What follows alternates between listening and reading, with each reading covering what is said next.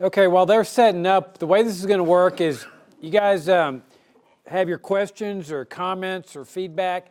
I'm going to rephrase it or restate it, reinterpret it so that it's on the videotape, and then we'll have interaction by the speakers. I love these three speakers. They've spoken for us before, and I hope you don't mind. I'd like to offer 2 out of the 3 some constructive comments, some suggestions on how they might be able to improve.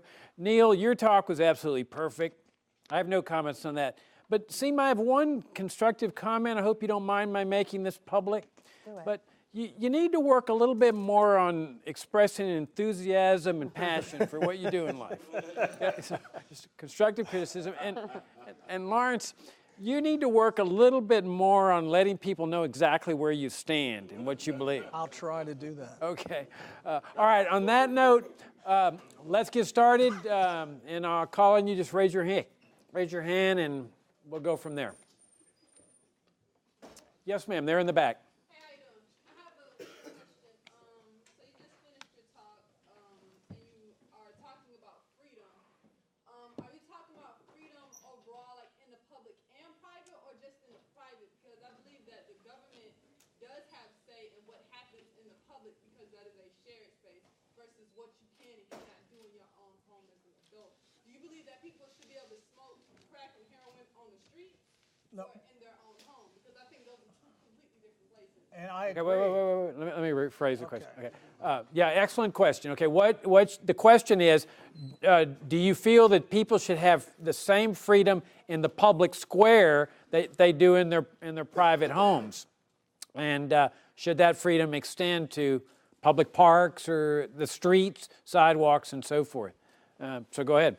There is a big difference between the two. And I'd go even further than that.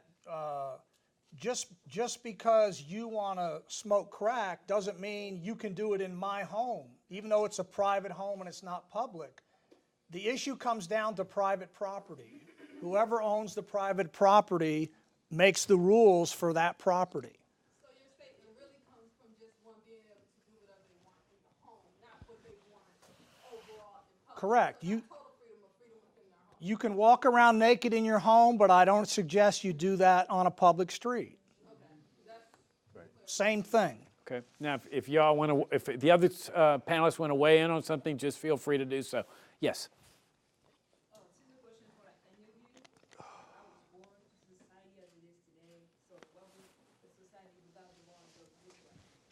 Okay, the question is, since we've all been born and raised under this system, it's kind of hard to imagine what life was like without it. I mean, one of the speakers mentioned that there was no drug laws all through the 19th century. What would life really look like without the drug war? Seema? You can start. Yeah, I mean, is this I don't think we need not a those. I think thing. if you still have your lavalier mic. Well, I think that there are many white communities that experience what it would be like to some degree without the war on drugs, right? You can look at marijuana as an example, and there are some white communities that experience constructive legalization. They're able to distribute and consume. Now, I think that addiction is a real problem. You know, just because incarcerating and punishing people doesn't make healthier communities, doesn't mean that there doesn't need to be some type of intervention for some people.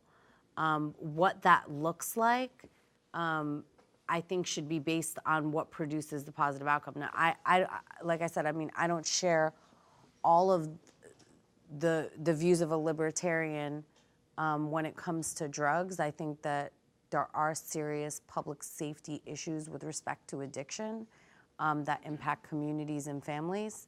I just don't think the drug war has helped us to solve that problem. I'm going to keep this response kind of narrow in the area of policing and law enforcement. And then I'll have a quick comment regarding addiction issues. And, let me do that in reverse, because the first response regarding addiction issues will be a little shorter. First of all, I think I would like to recommend a book for you to read. It is called In the Realm of Hungry Ghost, like the spirit ghost. In the Realm of Hungry Ghosts. Have any of you heard of this book? Okay, it's by Dr.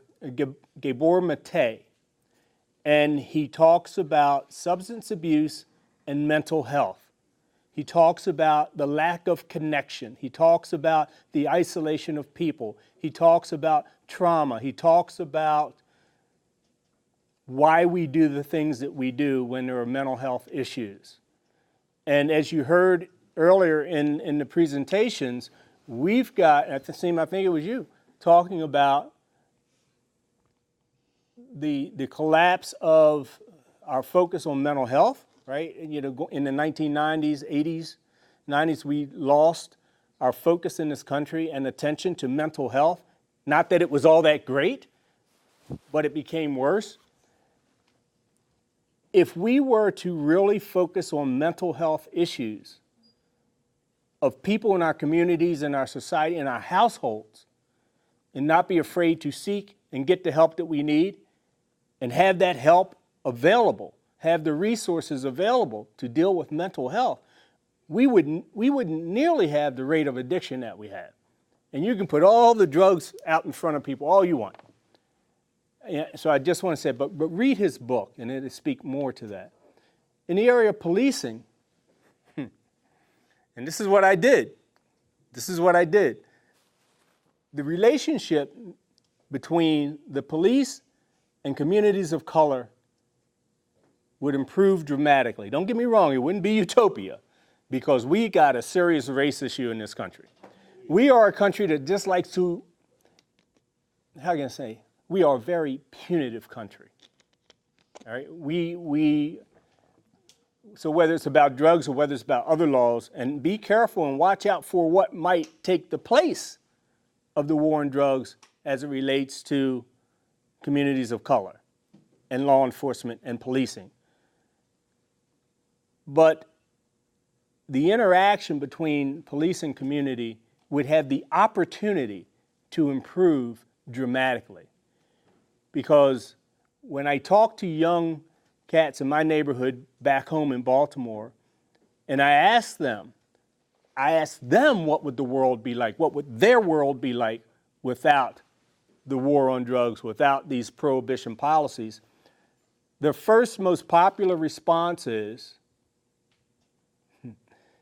and this is interesting, we'd have no money. So we got a whole economic issue that we also have to deal with, right, for these communities. Number two was that the police would no longer harass us, because what they see is the rollers rolling up and pulling them up on corners and searching their pockets. They say they're looking for dope. They're looking for drugs. He said that's what they do all day long, 24/7. Roll up on us, asking where the drugs are, whether it's in our cars, whether we're staying on a corner, whether they're coming into our homes. And then number three said that maybe they would be able to focus more on the things that are important to us. And this was about the victimization piece, right? Because when they do get robbed, when they are stuck up, when they are assaulted, when their mother is assaulted in their home, whether it's a domestic issue, they don't call the police. So they feel that maybe they'll get the attention from the law enforcement community that they believe they deserve when it comes to them being victimized in their communities, in their homes, in their neighborhoods. So I think that in a nutshell, my response is we would have the opportunity to do so many good things and to refocus our resources, refocus law enforcement resources, refocus financial resources. We would have the opportunity to improve our communities and neighborhoods and again, get government out of the way. And right now, a lot of what I see, government's not just in the way, they are a big problem, and they are, in many of our communities, the violence within our communities. Let me say three things. In a society without drug laws, number one, the prisons.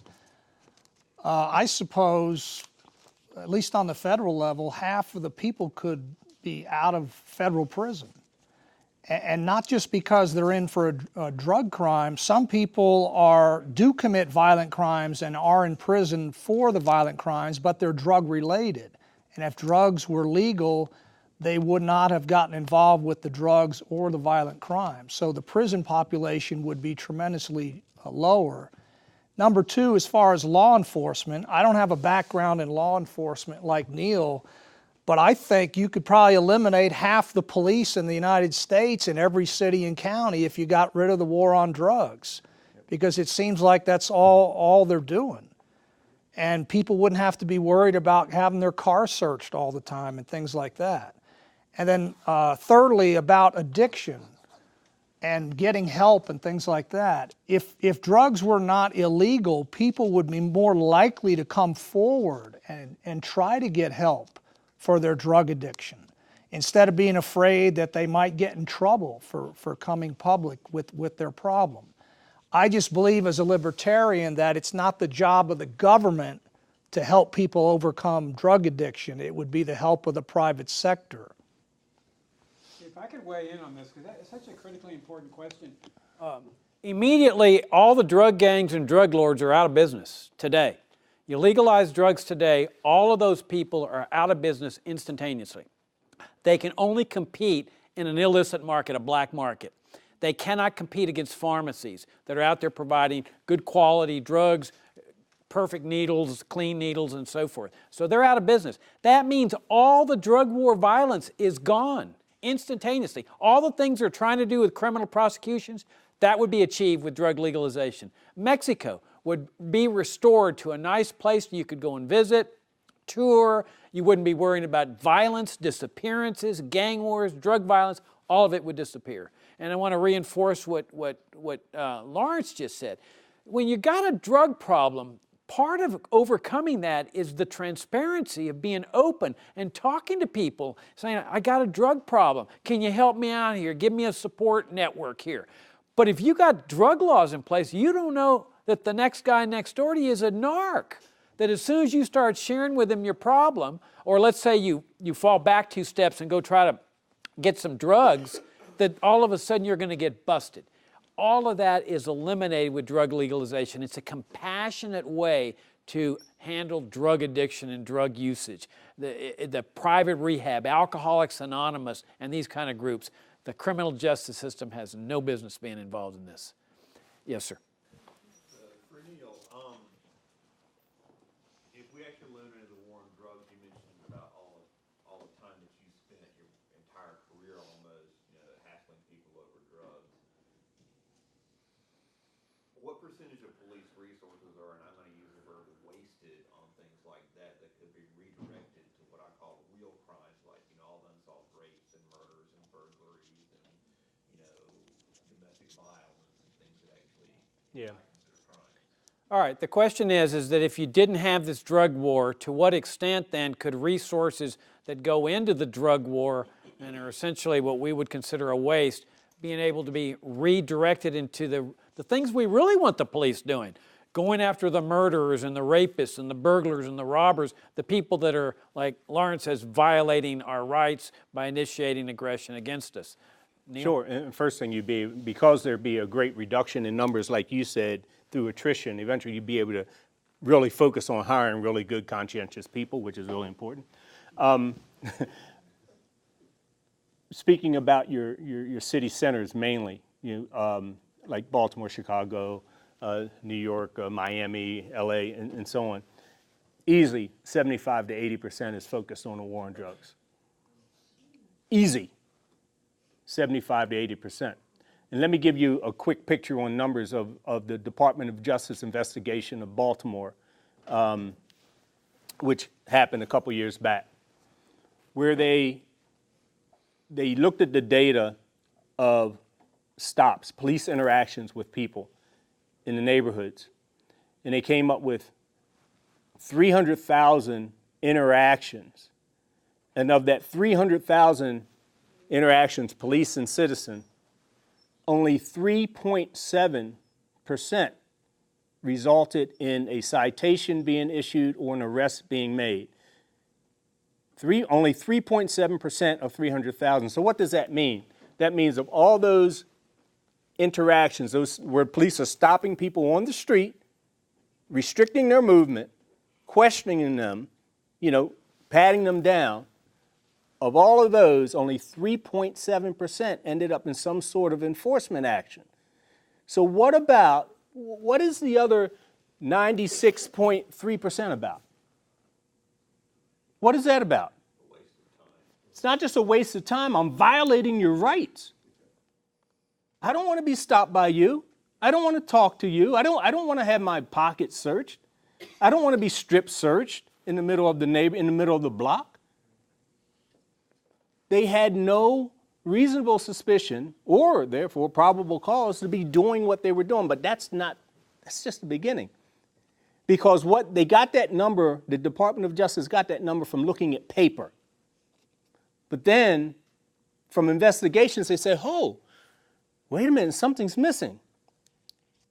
Some of these stops aren't being reported on paper. So they went back and looked at the CAD system, which is radio transmissions of police officers calling in, hey, I'm stopping a black male, blah, blah, blah, here's the location, and so on. They did a sampling of that and realized that the true number of stops was actually 7 times greater. Any math students here? That's like 2.7 million. In this couple year period, 2.7 million stops. Now get this though. Come on, are you thinking? I got to be some math folks here. 2.1 million stops.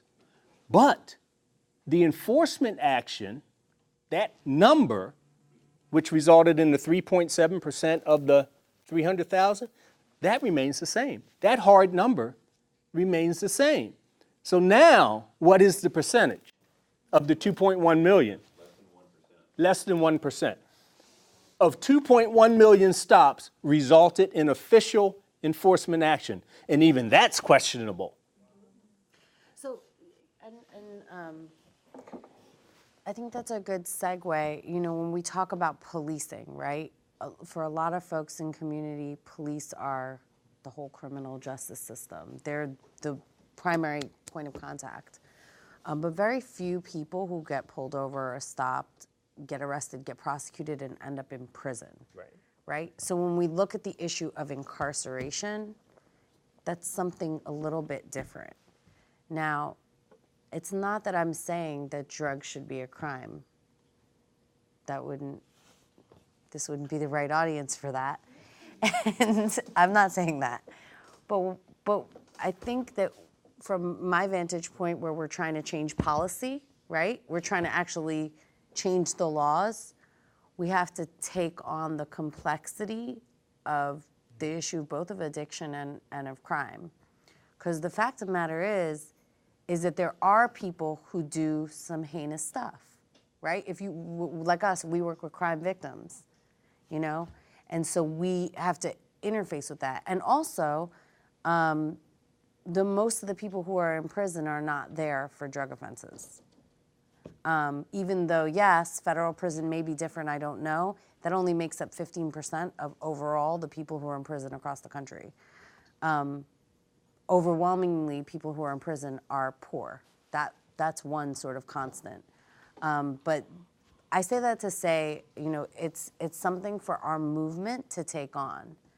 Not just what do we do with the nonviolent addict who ends up in prison, but what do we do when someone does something that's really messed up?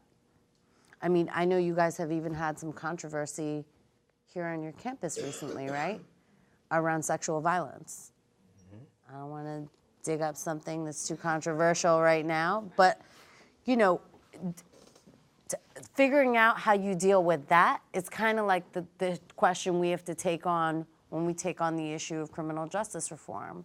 We have to really contend with, well, what do we do? if we don't want to lock someone up in a cage, what do we want to do when someone violates that social agreement or that safe space or that shared space?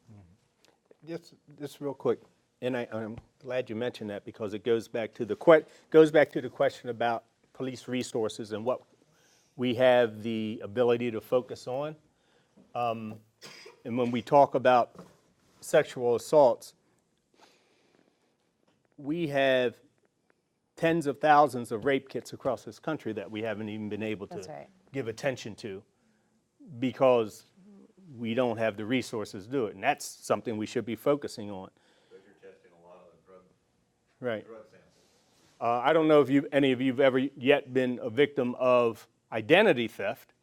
If you have not yet, there's a good possibility that you will. But the police can't even address that because we don't have the resources to focus on it. So you're pretty much out on your own trying to deal with those issues. My point is there are so many things that are really important to society, such as violent acts being committed on other folks, that we, the police, and a lot of it, we don't give it the attention that it needs, especially in poor black and brown communities. We don't give it the attention that it deserves.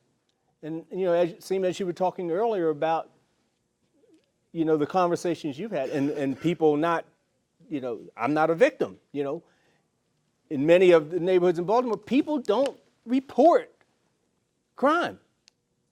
They don't, for a number of reasons. Especially if I'm holding something and I'm the victim of an assault or a robbery, I ain't calling the police. I'm holding something, and not only that, we don't get along so well. Again, and why don't we get along so well? So I think that, ending the war on drugs is not a silver bullet, but it's a big piece of it that dovetails with so many other things that Seema is saying that have to be done. There's a multitude of things that we have to focus on simultaneously at the same time in doing this work.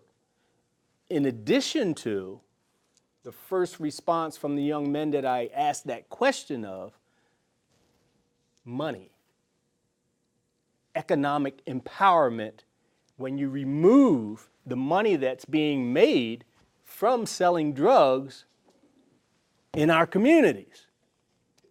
It puts food on the table. It buys clothes. It pays the rent. It does a lot of things. And if we don't come in, if we end the war on drugs, drug prohibition laws next week, if we don't have something to come into those communities with, to reinvest, to invest in the first place in many communities, to invest, to deal with those people coming out of prison, they're coming home back to their communities, no jobs, even though they may have a legal expungement of their records. Sorry, folks, it's on here. I ain't hiring you, dude, because you just came out of prison. You know what I'm talking about. We have to have a massive plan for investing in the communities that are affected by these policies and some. So, it's not easy, but it's going to take, thought. It's going to take action. It's going to take a collective long-term plan, including all these many facets going forward. There's a young woman who's had her hand up for a long time. All right, let's move it. Yes, ma'am. Thank you for this conversation. It's very much needed. So my name is Renette Arnold. I'm a clinical social worker. I'm a therapist. So having the conversation about addiction and mental health is very important when we're talking about this. Those communities where funds were allocated back to the community, were those driven into evidence-based or best practice programs focused on outreach and engagement, recovery, treatment, and then economic? So the model Okay, the question is that those funds that were plowed back into the communities, were they used for treatment, rehabilitation, education, that sort of thing, and economic development? Yes is the short answer. There's one particular model, but in California, the money went to workforce development, truancy-related programs, and trauma recovery services for survivors. There's a trauma recovery program that we've been moving all across the country. It was started out of San Francisco General Hospital by an emergency room doctor who saw that people who were coming in and getting their physical wounds healed were leaving with their emotional wounds wide open. And the number one thing that makes a person most likely to be a victim of crime is having been a victim in the past. So she created something called a Trauma Recovery Center, placed it in cooperation with the hospital and the emergency room, but outside of a hospital because of the stigma. And this Trauma Recovery Center basically became the first responder for victims. It didn't matter if you had a police report or not. Didn't matter if you have a criminal record or what the victimization was. All you had to do is knock on the door and you receive wraparound services for as long as you need. It was in partnership with the local university, so they were able to collect data. Clinical social workers, psychologists, psychiatrists, housing specialists, everything you could imagine. And they also partnered with the local DA. And what they were able to do is at the point of victimization, they collected whatever evidence, but they didn't turn it over to the police. They allowed the healing of the victim to be the very first thing they responded to for as long as they needed it. And later on, once that victim or that survivor was in a more stable place, then they could make the decision about whether they wanted to engage with the police. As opposed to you get shot, you open your eyes, and who's standing there next to you? Trying to get, that's just it's not the right time. And it's counterindicated. So that's a model that we've moved all across the country. We went from one center in California, I think we have 12 now, Ohio, Illinois, we have some in Florida. All across the country, we're moving that model. But really what it is it's a paradigm shift about when we're in crisis as a community, what's the first thing we should focus on? So that's where we're going. Seema, since you've had actual experience with decriminalization, the movement in D.C. Sure. So what was the outcome with respect to the police? What did the police start doing instead of that? What was the reaction of the relations between people and the police? Did you see anything shift in that area? Well, the police weren't crazy about it at first. But they got over it. It was really popular.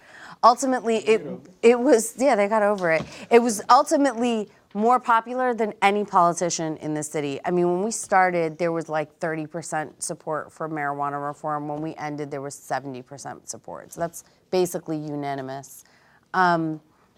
So the police, after decriminalization alone, the arrests dropped by 99%. Because basically we changed the rules so you couldn't use odor as a pretext to search anymore. And it was because of these young people, One young man told me he had locks and he said, they just walk up to me at the bus stop and they say I smell like weed. I don't even smoke weed. But we heard a lot of stories like that where the odor was used as a pretext for a search. So we made it so that you cannot do that anymore. I think that was probably the first law in the country and probably the only one still that had done anything like that. So 99% of the arrest drops. They had to take down the vice unit. It created a shift in the way policing was being done in the district and created such a dramatic reduction in the number of people going into the jail that they ended up giving up the private prison contract with one of the jails in DC, and they've decided to now consolidate into one facility because there had been such a reduction. So did it make DC safe for all? No. Homicides are up. Are police relations at an all-time high? No. It's not a silver bullet. But there's a lot of weed in DC, that's for sure, all over the place. And there's not as many people getting arrested for it. Can I tell you real quick what happens when you really do decriminalization? Like in Portugal? In Portugal, 15 years ago, they decriminalized personal possession for all drugs. 10-day personal supply you could have on you. No citations, no arrest, any of that. If you're caught with drugs, what they do, they send you to a medical panel of 3 folks. And they sit and talk with you and evaluate you to see if you really have a substance abuse problem, because by far and large, most people who use drugs do not. Okay? Here's what happened. 71% in reduction in new cases of HIV for intravenous drug users. 71% reduction. Overdose deaths, 52% reduction in overdose deaths. What about the kids? Middle and high school kids, 22 to 25% reduction in overall drug use. Twice a year, they send a healthcare practitioner, not a cop, into your classroom to teach you about drugs, the truth about drugs, so you can make a really good decision. And I've interviewed teenagers from Portugal. And the relationship between the police, not that it was anything like it was here, but the relationship between the police and kids, young people in Portugal has improved dramatically, and they closed prisons.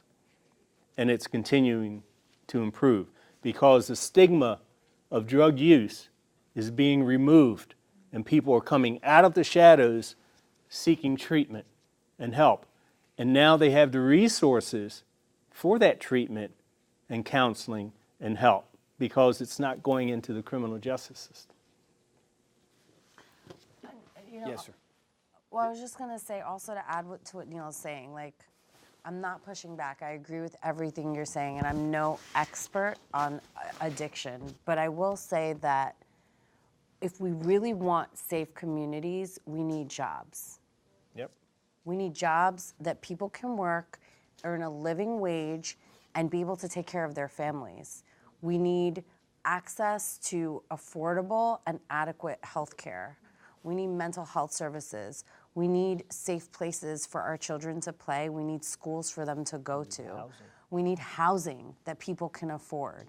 So we're looking at this massive problem around the way we're approaching public safety, but it's almost a red herring because it's not about safety at all. Safety is something else. So we have to envision that piece around it too. Like, I don't think we get rid of the war on drugs and we're in a good place. There's still gonna be addiction, there's still gonna be all this stuff. This is like a symptom and we need to get up under it. Just like police aren't the cause of every problem, they're not the solution for it either. Like, and I think we're putting too much on that. Does that make sense to you guys? Does that resonate? Okay. Laurence, you wanted to weigh in. Yeah, the issue of economics has come up, and I want to say 2 things, and Jacob may want to add something to this.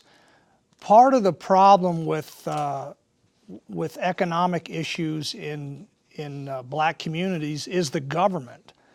I'll give you 2 examples. Minimum wage laws prevent unskilled, uneducated young black people from getting some kind of employment where they could get some kind of a skill at a low wage where an employer could afford to hire them.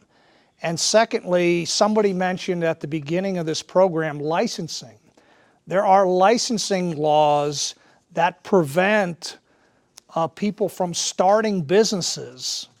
So the government is to blame for much of the economic problems that exist in our cities. Okay, we're going to wrap up at 9:30. That's our contract, and it's 9:24. So maybe we got a chance for 1, maybe 2 questions. Yeah. Neill, in Baltimore, there have been multiple videos, like body cam videos of police planting drugs. Here in Atlanta, there was a woman, Catherine Johnston, who was killed by the police, and they planted drugs on her. Is there any reason we shouldn't suspect that in this Botham Jean case in Dallas, where the police entered the wrong room, entered the wrong apartment, that the drugs found in his apartment weren't planted? Okay, the question arises with respect to the planting of drugs, which is obviously an inherent part of the war on drugs. When they can't get somebody that they want to get, they end up planting drugs. Neill? Well, we don't know for sure, but anything's possible. I mean, we've seen the evidence. I mean, you mentioned a couple of cases. The thing is that this war on drugs has really, not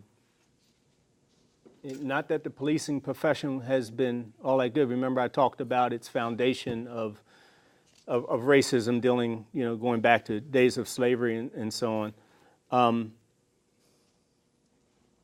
But it definitely diminishes the respect that people have for law enforcement because of the level of corruption. The gun trace task force in Baltimore, where this unit of police officers were going around, they were committing robberies, home invasions in communities. It just doesn't affect the trust of policing in Baltimore. That's coast to coast. So what one police officer does in one community is felt in another community hundreds of miles away because of the culture of law enforcement and how law enforcement bands together. People say, okay, you all alike. So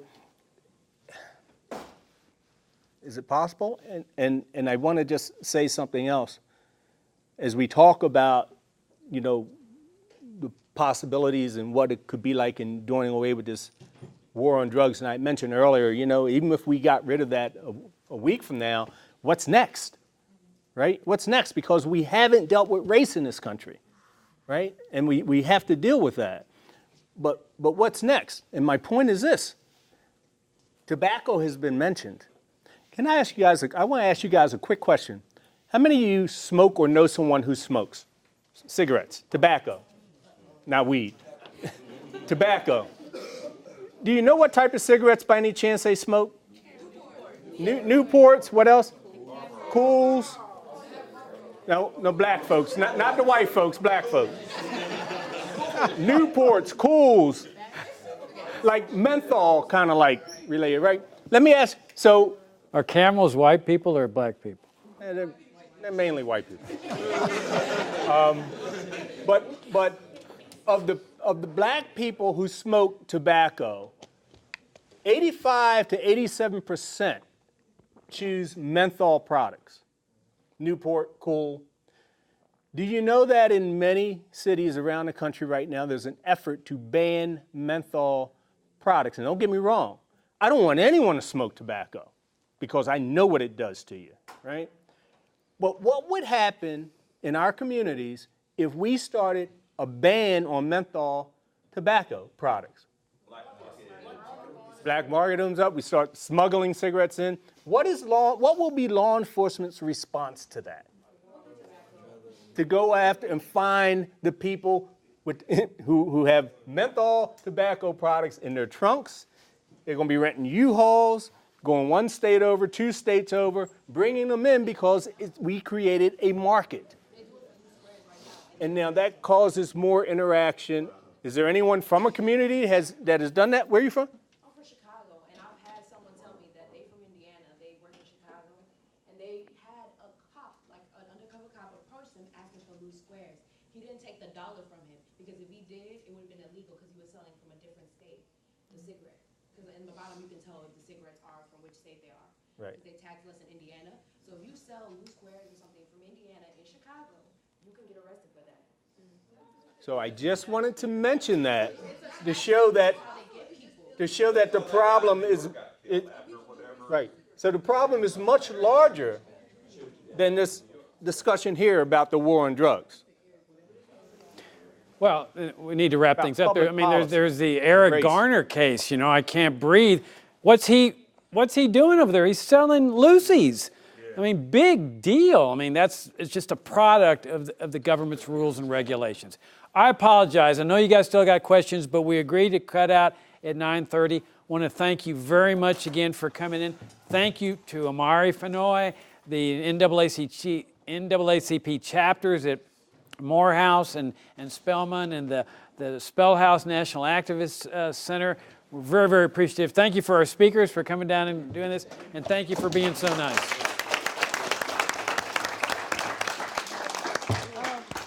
First off, I would like to thank thank Spellhouse Nan for being a part of this, as well as Morehouse NAACP with Micah and Ian. We actually got together and got you all gifts. You all may not know, but the pizza, the presentation, plane tickets, and everything were taken care of by the company. And we want to show our appreciation for everything they've done for our campus by giving them a couple presents, as well as Bart, who helped us organize everything. We want to make sure that you all got something. Yeah, let me recognize Bart Frazier, our Vice President of FFF. He's the guy that really did all the hard work, too. Thank you. What's in the bag? Car keys? Oh. Is the car outside? Oh, by the way, we have gifts, too. We're going to give you a free subscription, everybody here, to our public.